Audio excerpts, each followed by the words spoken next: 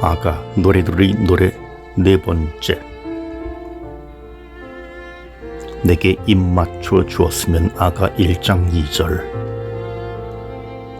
사랑하는 사람 앞에서 감탄사만 연발하는 것 같은 논리적으로 전개되는 것과는 거리가 먼 아가에서 1장 2절과 2장 7절은 서문에 해당합니다. 이것은 텔레비전에서 연속극을 시작할 때 등장인물들의 얼굴을 잠깐씩 보여주는 프롤로그와 같습니다. 그런데 아가에서 중요한 등장인물은 둘밖에 없기 때문에 서문에서는 여러 사람이 스쳐 지나가는 것이 아니라 주로 남녀의 목소리가 번갈아 들리고 그 사이사이에 친구들이 한마디씩 합니다.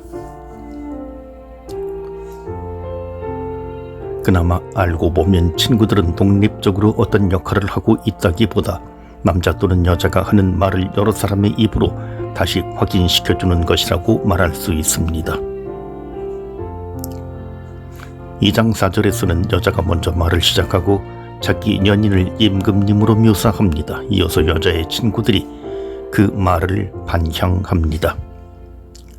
5장 6절에서는 여자가 다시 자신을 포도원지기로 묘사하고 7절에서는 자기 연인을 찾기 시작합니다. 연인이 어디 있는지 묻는 질문에서 8절에서 남자친구들의 대답해 줍니다. 그 다음에는 약간 뭉뚱그려 말한다면 1장 9절부터 2장 3절에서 남녀가 계속 번갈아가며 화답한다고 하겠습니다. 이제 둘이 만난 듯 서로의 모습에 감탄하고 있습니다. 2장 4절에서 7절에서는 둘이 결합하고 아가에서 여러 번 나타나면서 단락의 끝을 표시해주는 2장 7절의 후렴구로 서문을 마칩니다. 예루살렘 아가씨들이여,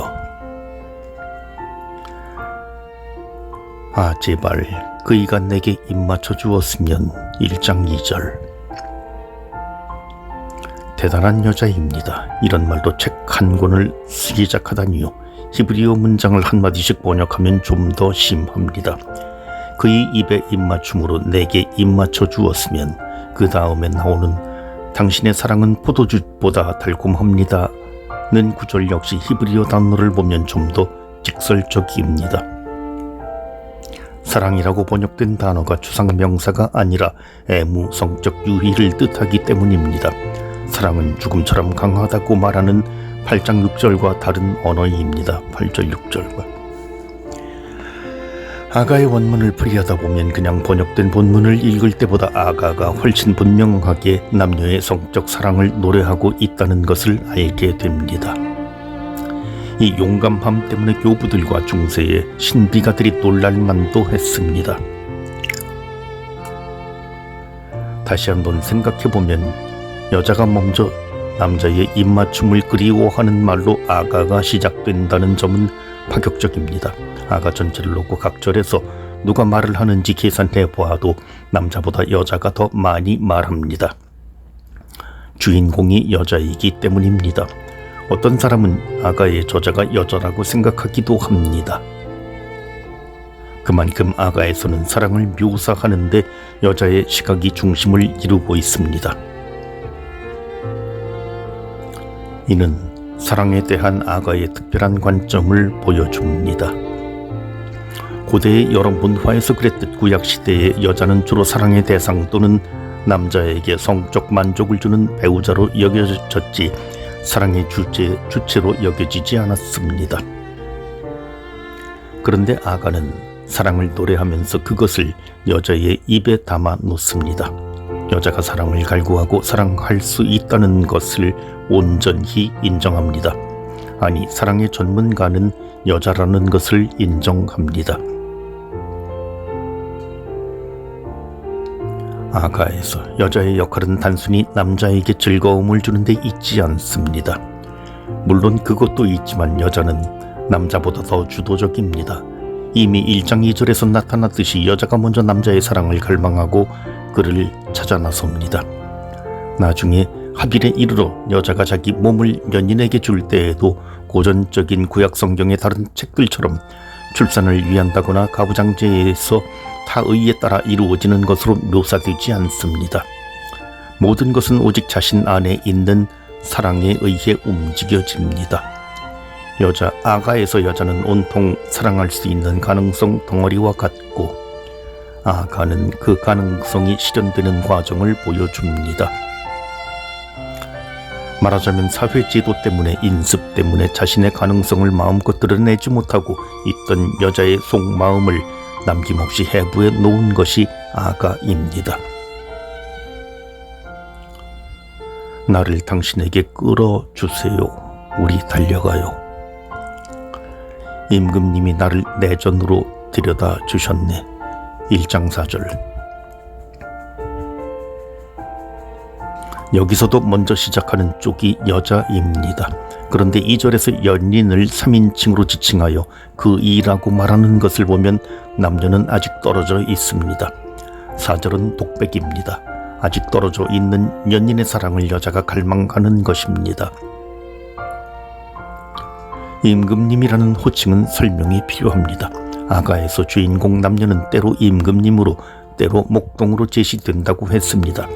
며칠 전에 만난 어떤 분이 여행을 갔다가 집에 기념으로 가져갈 물건을 사고서는 영부인께 갖다 바쳐야지 하시던 기억이 납니다. 그런 표현입니다. 제가 확실하게 말씀드릴 수 있는데 아가의 주인공 남자는 임금이 아닙니다. 아가가 쓰인 시대의 이스라엘에는 임금이 없었습니다.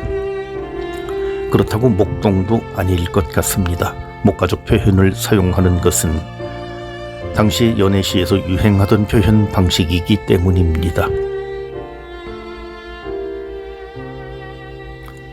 그럼 이 임금님이라는 표현은 무엇을 뜻할까요?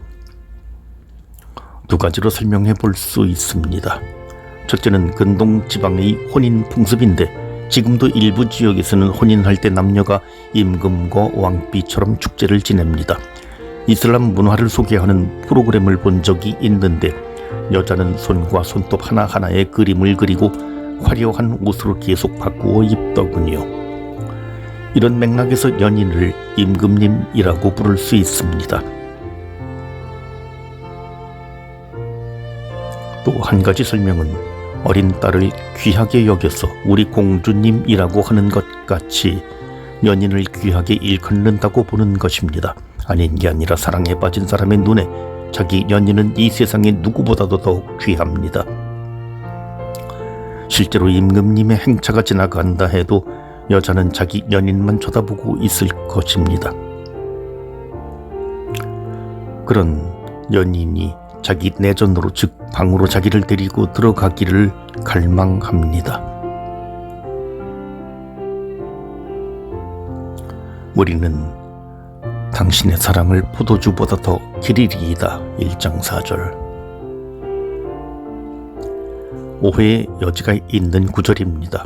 앞서 여자가 자기 연인의 사랑을 포도주에 비겼습니다. 1장 2절 3절. 그런데 이제 또 누가 더구나 우리라고 일컬어지는 여러 사람이 그의 사랑을 노래하고 그를 사랑한다는 것일까요? 여기서 당황하지 않으려면 아가에서 친구들의 역할을 이해해야 합니다. 1장 4절에서 등장하는 우리는 여자의 친구들로 여겨지는데 그들은 연극에서 주인공의 말을 받아 여러 사람의 목소리로 다시 반복해주는 합창단과 같습니다. 그들은 사랑의 경쟁자가 아니고 앞서 주인공이 했던 말이 근거 없는 헛소리가 아니라는 것을 확인해주는 역할을 합니다. 연인은 정말 여자를 사랑에 빠지게 할 만한 인물이라는 것입니다. 이어지는 구절은 그들이 당신을 사랑함은 당연하지요 입니다. 성경에는 이 구절도 친구들의 말로 되어 있습니다. 친구들의 말에 주인공 여자가 응답하는 것이라 볼 수도 있겠습니다. 합창단이 자기 연인의 사랑을 기릴 때 여자는 그것이 당연하다고 말한다는 것입니다. 질투가 없습니다. 친밀한 사랑은 분명 두 남녀만의 것이고 친구들은 그 사랑의 아름다움을 노래하기 때문입니다. 끝을 맺기 위해서 다시 처음으로 돌아갑니다. 아, 제발 그이가 내게 입 맞춰 주었으면. 1장 2절. 오늘날에도 이런 말을 드러내놓고 할 수 있는 사람은 많지 않을 것 같습니다. 그렇기 때문에 아가는 사람을 뒤집어 놓을 수 있는 힘을 지니고 있습니다. 내가 차마 말하지 않는, 어쩌면 나 스스로 덮어버리고 보지 않던 내 내면을 파헤치기 때문입니다. 아가의 주인공 여자의 적나라한 솔직함은 우리를 놀라게 합니다. 내 안에서 꿈틀거리고 있는 사랑의 눈을 감고 안전거리를 유지하며 살려고 하던 나를 뒤흔듭니다. 사랑이 그리스도인의 의무이기 때문이 아닙니다. 사랑이 인간 본성이기 때문입니다. 귀를 기울여 보십시오.